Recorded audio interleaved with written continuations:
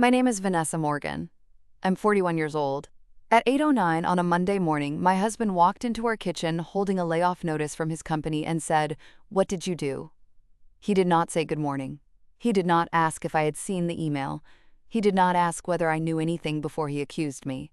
He stood there in his wrinkled blue dress shirt, his tie hanging loose around his neck, his face pale in a way I had only seen twice before.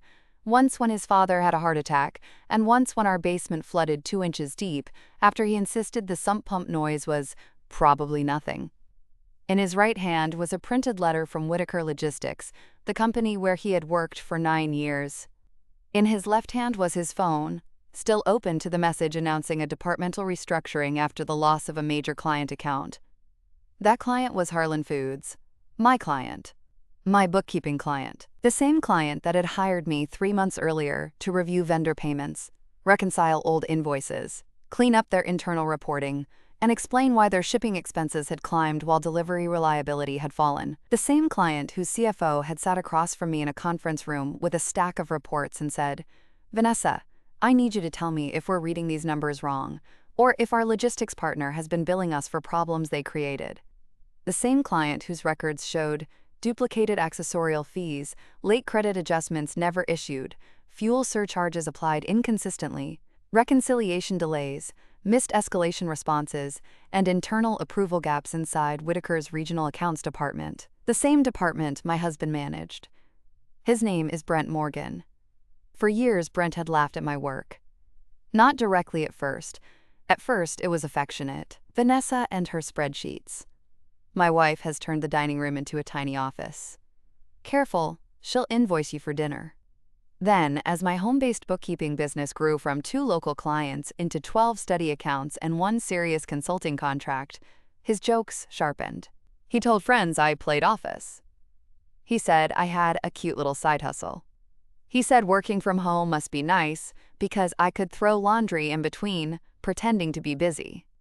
At a barbecue, when his coworker's wife asked what I did, Brent put one arm around my shoulder and said, "She keeps books for people who are allergic to QuickBooks." It's adorable. Adorable.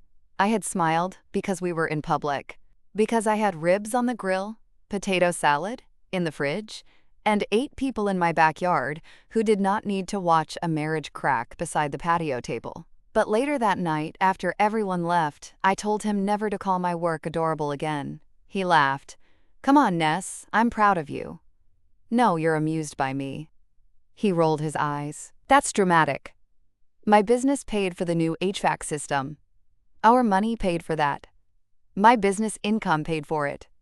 Okay, fine. Your cute business saved us from sweating." There it was again. Cute. The word he used to keep my work smaller than his. I stood in the kitchen that night and understood something I did not want to understand yet. Brent did not dislike that I worked. He disliked that my work had started to matter.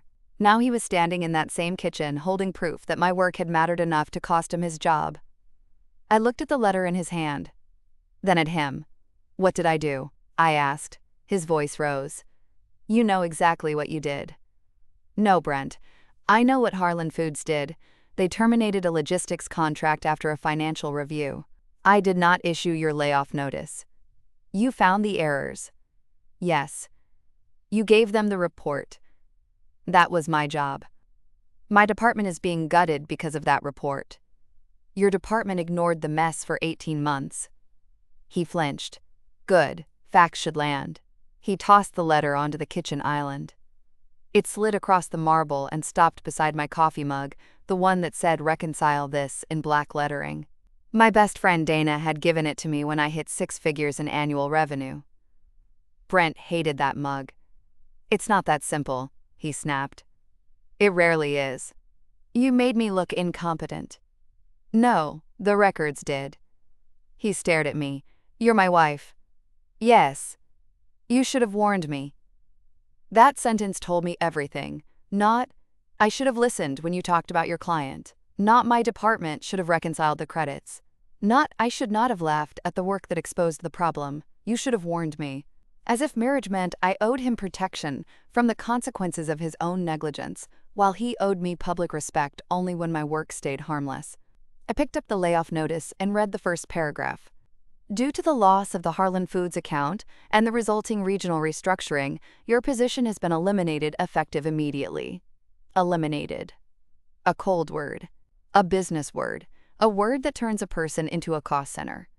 I knew it hurt him. I did. I did not enjoy seeing my husband scared. But I also remembered the dinner party 2 months earlier when he told his boss, Vanessa has her little desk in the guest room. It keeps her busy. Keeps her busy.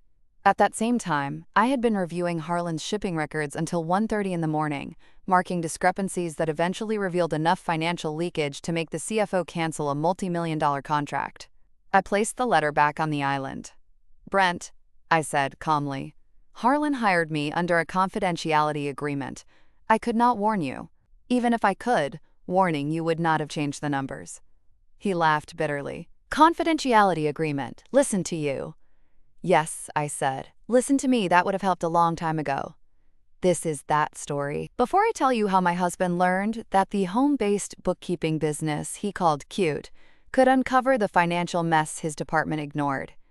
Tell me where you are watching or listening from, and what time it is there. I always wonder who hears stories like this, while remembering the person who laughed at your small beginning, then panicked when your work became powerful enough to change the room.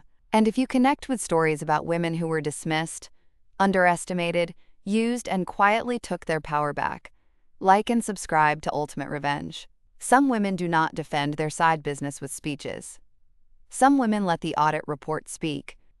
I did not start Morgan Ledger Services because I had a grand entrepreneurial dream. I started it because I was tired. Tired of being the reliable office manager who fixed everyone else's systems for a salary that barely acknowledged the value of preventing disasters.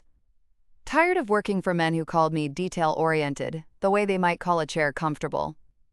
Tired of watching small business owners lose money because they were brilliant at baking, building, landscaping, plumbing, consulting, or selling, but terrified of their own books. For 15 years, I worked in administrative finance roles. Medical office. Construction company. Dental group. Then a nonprofit that nearly collapsed because their executive director thought restricted funds were more of a suggestion.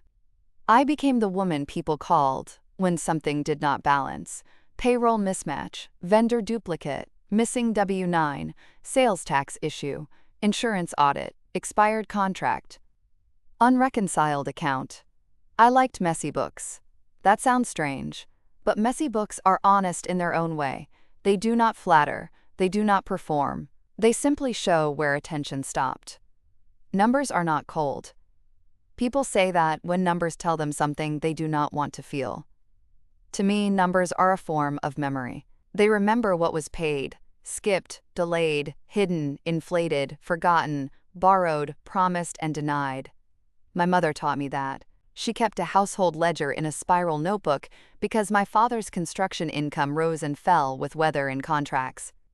Every Friday, she sat at the kitchen table with a calculator and a pencil, marking what had cleared and what had not. She never called it budgeting. She called it knowing where we stand. When I was young, I thought that sounded anxious. Now I call it wisdom. The symbolic object in this story was a red calculator. A basic 12-digit desktop calculator with large gray buttons and a red plastic casing faded at the edges.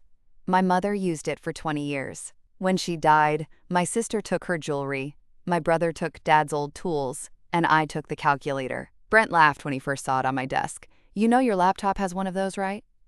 I said, this one has history. He said, it has dust. I should have understood then how he saw things. If something did not look impressive, he assumed it was not valuable. Brent and I met when I was 32 at a networking breakfast neither of us wanted to attend. He worked for Whitaker Logistics then, as an account supervisor. I was office manager for a regional dental group.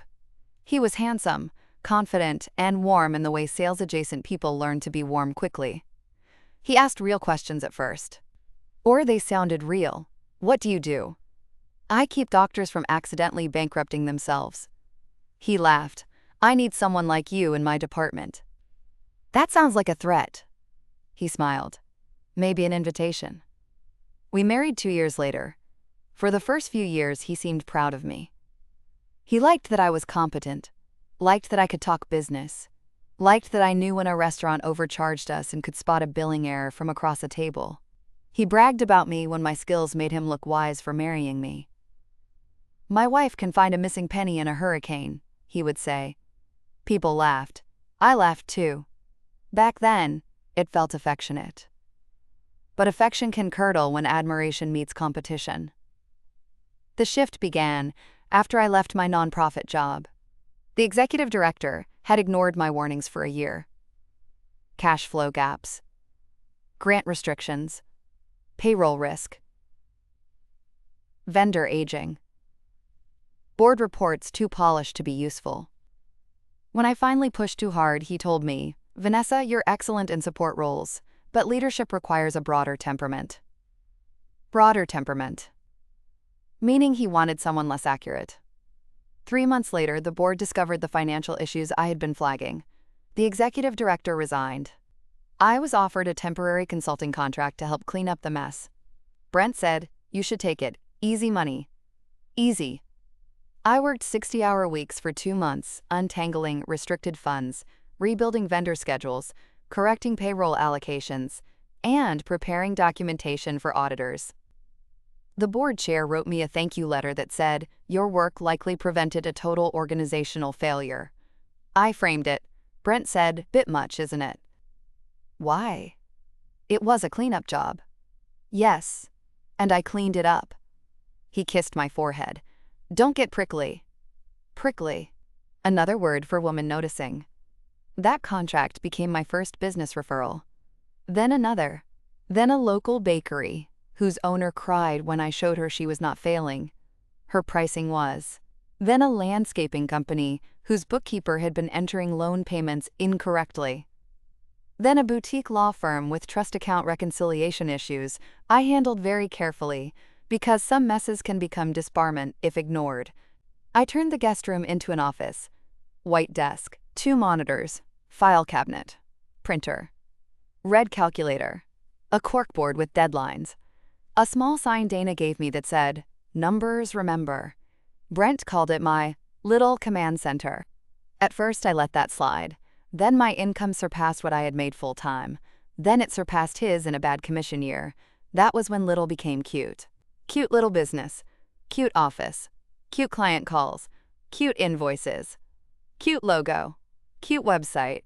Cute way of saying, "I don't know what to do with the fact that you built something without me." At parties, he introduced me as doing bookkeeping from home, never as a consultant, never as a business owner, never as someone whose work prevented lawsuits, audits, penalties, and expensive operational failures. One evening, after he said I played office in front of his friends, Dana pulled me aside. "You know that wasn't a joke, right?" "I know." "Do you?" I looked toward the patio where Brent was laughing with 2 coworkers. "I'm starting to." Dana had known me since my 20s and loved me in the honest way that did not always feel pleasant. She said, "Do not shrink your business because your husband is emotionally 5'2". I nearly spit out my drink. "Dana." "What?" I said emotionally. I laughed. But later I wrote the sentence in my journal, "Do not shrink your business." The Harlan Foods contract came through a referral. Their CFO, Priya Shah, had worked with a law firm I had helped. She called me on a Friday afternoon. "We need an outside review," she said, quietly. "Of what?" "Freight and logistics costs. Something has changed, and no one can explain it clearly enough." "Internal issue or vendor issue?" "Possibly both." "Who is the logistics provider?" "Whitaker Logistics." I went still. My husband works there. "In what capacity?" "Regional accounts department, manager level." There was a pause. "Would that create a conflict?" "Yes," I said, "potentially." I appreciated that my own answer came quickly. That was my mother's ledger inside me. Knowing where we stand. Priya said, "Thank you for telling me. We can discuss scope. If needed, we'll hire someone else." I should have walked away. Maybe. But conflict of interest does not always mean prohibition. It means disclosure, boundaries, documentation, and sometimes limiting scope. I told Priya I could not access any non-public Whitaker information through Brent, would not discuss the project with him, and would only analyze Harlan's internal records, and vendor-facing documents provided by Harlan. If the review began pointing directly to Brent's department, I would notify her and reassess. Priya brought in Harlan's legal counsel. We signed an engagement letter with confidentiality terms and conflict disclosure. Everything documented. Everything clean. I did not tell Brent. I could not. The first week, I thought it might be routine. Freight costs had gone up everywhere. Fuel volatility, driver shortages, surcharge complexity, route changes, warehouse delays. Maybe Harlan's internal coding was messy. Some of it was. But by week 2, patterns emerged. Duplicate residential delivery surcharges on commercial accounts. Detention fees applied without matching delay documentation. Fuel surcharge percentages not matching contract terms for specific lanes. Late deliveries coded as customer caused when internal emails suggested carrier capacity issues. Credits approved but never issued. Escalation tickets closed without resolution. A quarterly reconciliation report marked complete despite unresolved variance above threshold. The name attached to several approvals was not Brent's. But the department was his. The oversight was his. The culture was his. The emails were worse. Not dramatic, corporate careless. We'll clean this up before renewal, push credit review to next cycle. Harlan won't notice if aggregate number stays within tolerance. That one made me sit back. Harlan won't notice. People who rely on others not noticing should fear women with red calculators. I told Priya we had a problem. She expanded the review. Brought in operations, then legal. I worked quietly for 6 weeks. Sometimes Brent would come into my office doorway and say, "Still playing with spreadsheets?" I would look at the Harlan variance analysis on my screen, minimize before he could see, and say, "Still working." He would grin, "Don't stay too late. Your cute clients can survive without you." I would think, one of them may not survive you. But I said nothing. Confidentiality is not secrecy, it is discipline. By the end of the review, my report was 48 pages with exhibits. Findings: financial impact estimate, contract variance, unissued credits, process failures, recommended recovery amount, risk assessment. I did not recommend termination. That was not my role. I recommended escalation, demand for corrective action, and a contractual review of all outstanding credits and performance failures. Harlan made its own decision. They terminated Whitaker's contract after the corrective meeting went badly. I learned later that Brent's director had minimized the issues, blamed Harlan's internal coding, and promised a quote, future-facing solution, while failing to explain why credits had not been issued. Priya told me they treated the numbers like a negotiation. They should have treated them like evidence. Yes, they should have. The layoff notices came 3 weeks later, and Brent came into the kitchen asking what I had done. For 2 days after the layoff, our house became a weather system. Anger. Silence. Accusation. Fear. More silence. Brent called colleagues. Some had been laid off too. Some moved to different teams. His director resigned. The regional accounts department was reorganized. Whitaker issued a statement about realigning operations after client portfolio changes. Corporate poetry for consequences. Brent told his mother I had helped destroy his job. She called me. Of course she did. "Vanessa, I don't understand how you could do that to your husband." I was sitting in my office with the red calculator under my hand. Do what, Carol? Work against his company. I worked for my client. You knew Brent could be affected. I knew there was a possible conflict, disclosed it, and followed confidentiality requirements. She sighed. You sound cold. There it was. When women are factual, people call it cold because they cannot find a softer place to press. I said Carol, Brent's department mishandled a major account. My report did not create that. It documented it. He is devastated. I believe that. A wife should protect her husband. A husband should respect his wife's work before it becomes powerful enough to scare him. She hung up. I documented that too. Not because Carol mattered legally. Because patterns matter emotionally. Brent refused to speak to me directly for most of Tuesday. Then, around 9 that night, he stood in my office doorway. The same doorway where he had made jokes for years. He looked at my monitors. The file cabinet. The corkboard. The red calculator. For once, he did not look amused. Was it really that bad? He asked. I turned from my desk. The Harlan account? Yes. Yes. He swallowed. Did you know it would cost jobs?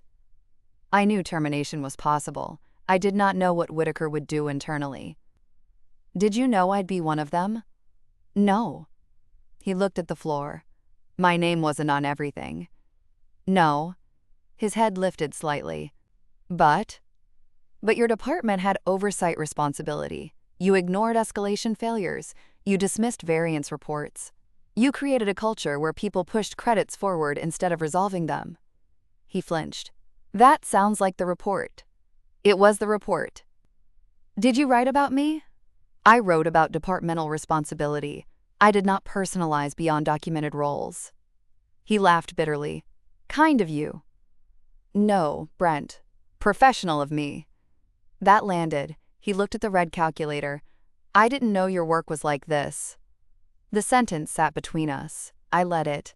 Then I said, you didn't want to know. His eyes filled with anger first. Then something worse, shame. I thought bookkeeping was... He stopped. Small? I asked. He nodded once. Easy? Another nod. Cute? He closed his eyes. I'm sorry. I did not accept immediately. Not because I wanted to punish him. Because women are trained to soothe apologies before the apologizer has felt the weight of what they are apologizing for. For what specifically? I asked. He opened his eyes. For calling your business cute. For saying you played office. For making jokes in front of people. For not understanding what you built.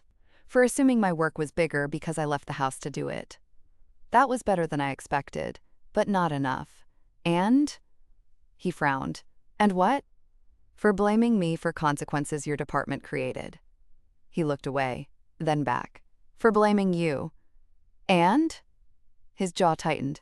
I waited. For expecting you to warn me. Why was that wrong? He exhaled.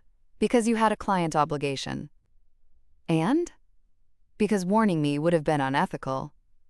Yes. He sat in the chair across from my desk. The chair where clients sat when they dropped off receipts and shoeboxes and asked me if things were as bad as they feared. Brent looked like one of them now. A man afraid to see his own numbers. What happens to us? He asked. I don't know. That was true. Are you leaving? I don't know. Because of the layoff? No. He looked up. Because of the years before it. That hurt him. Good. Not because I wanted cruelty. Because pain can clarify what comfort keeps blurry. I need to pause here for a second. If you have ever built something from a spare room, a kitchen table, a laptop, a secondhand desk, or a few clients who believed in you before your family did, you know what Vanessa felt when her husband finally realized the cute little business was real. It was not about proving she was better. It was about refusing to let his embarrassment become her guilt. If this story is hitting close to home, leave a comment and tell me what someone called cute before it became powerful. And if you have not already, subscribe to Ultimate Revenge. The quiet part is over. The next week was practical. Layoffs make marriages very unromantic very quickly. Insurance continuation. Severance. Unemployment filing. Resume updates. Budget review. Credit cards. Emergency fund. Brent, for the first time in our marriage, sat through an entire household finance meeting without joking. I opened spreadsheets. Income. Expenses. Savings. Mortgage. Insurance. Utilities. Subscriptions. Debt. Business revenue. Tax reserves. He watched silently, then said, "You really have been carrying more than I knew." I looked at him. Yes. Why didn't you tell me? I laughed. Not kindly. I did. He rubbed his face. You did? Yes.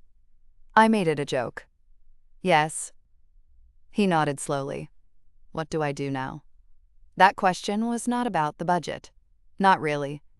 It was about the version of himself he had built, on being the serious career person married to a woman with a cute side hustle.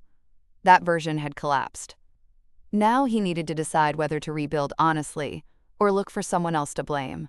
I said, "First, you stop telling people I caused your layoff." He winced. "My mom?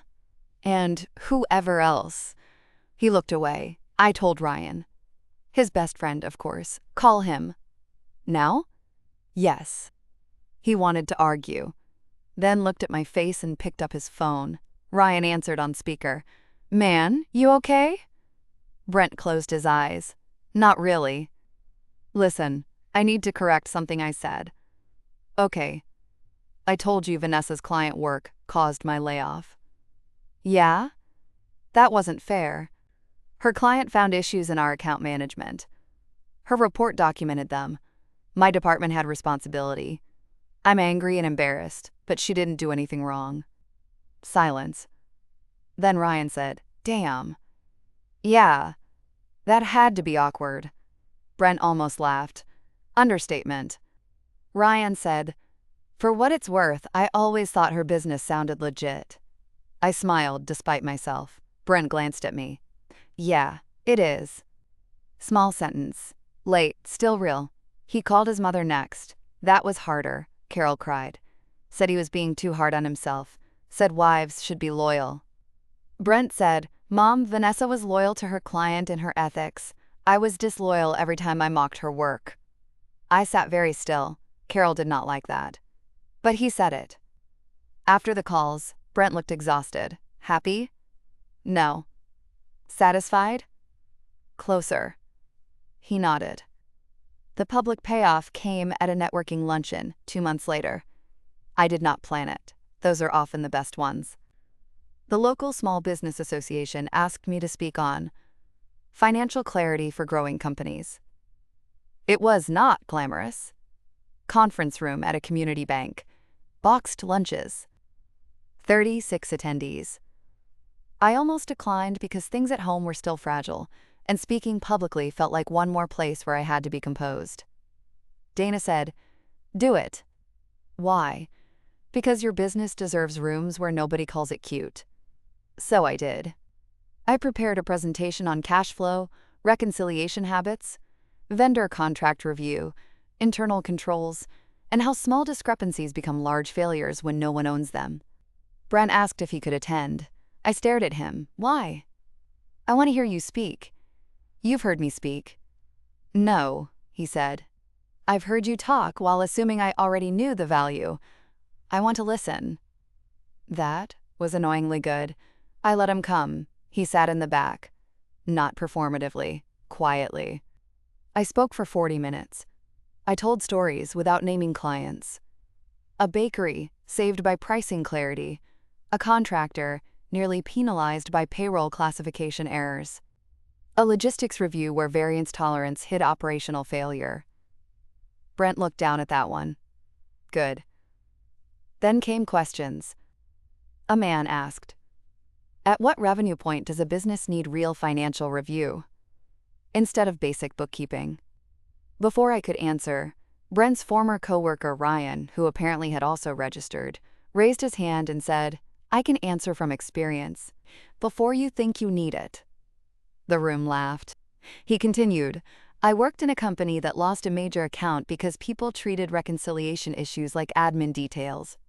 They were not details, they were warnings." He looked toward me. "People like Vanessa catch what leadership ignores." The room went quiet in that attentive way speakers dream of. I said, "Thank you, Ryan." After the session, several business owners asked for my card. One signed a consultation agreement the next week, another referred me to a manufacturing client. But the moment that stayed with me came after everyone left. Brent walked to the front where I was packing my laptop. "You're really good," he said. I looked at him. "I know." He smiled faintly. "I deserved that." "Yes. I'm sorry it took my life falling apart to see it." "Me too." He helped me carry the projector case to the car. For once he did not call it cute. Brent was unemployed for 4 months.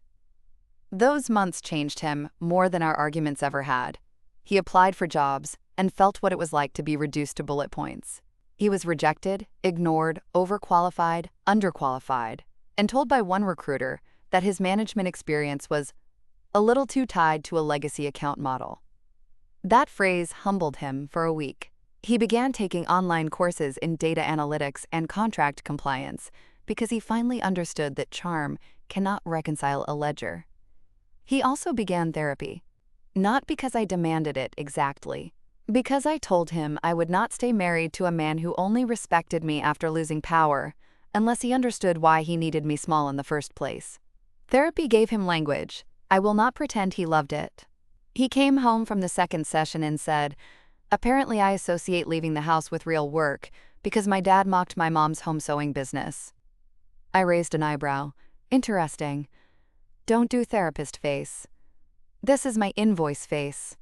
He laughed, then grew serious. My mom's sewing paid for my baseball camps. I never thought about that. Convenient. Yeah. He sat down. I think I did to you what he did to her. Yes. He flinched. I know you're right. I just hate it. Good. You say good a lot when I feel terrible. Terrible is sometimes accurate. He nodded. Fair. Repair came slowly, not with flowers, with behavior. He stopped interrupting my workday because I was home anyway. He started asking before entering my office. He referred to Morgan Ledger Services by name. He updated his LinkedIn headline while job searching and asked if I would review it, then accepted my edits without making a joke.